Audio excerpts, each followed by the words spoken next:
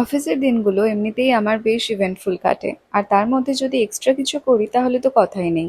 High, I am Karishma, a corporate girlie living in Kolkata and romanticising life between storyboarding and status কলস।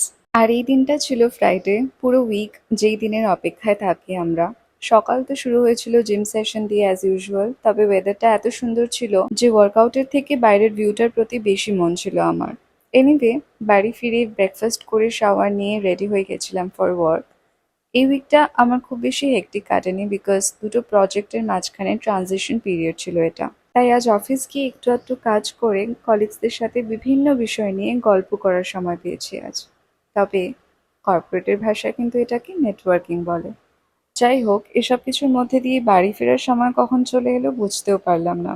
এই একটা week অল্প কাজের মধ্যেও বেশ রিল্যাক্সিং কেটেছে, and it was very much needed for my mental health. শাটলে ফিরতে ফিরতে রিয়েলাইজড যে হেয়ারটা ভীষণ ড্রাই আর ডাল লাগছে। উইকেন্ডে ঘুরতে যাওয়ার প্ল্যানও আছে, তাই ভাবলাম ফেরার পথে সালাওয়া থেকে ঘুরে আসা যাক। So ended up doing a Korean hair spa, and it was super super relaxing. And that's it. সব সেরে I was finally home. আচ্ছা, কেমন লাগলো তোমাদের এই মিনি ব্লগটা? জানিও কিন্তু কমেন্টে, ওকে? আর খুব তাড়াতাড়ি দেখা হচ্ছে আবার। বাই।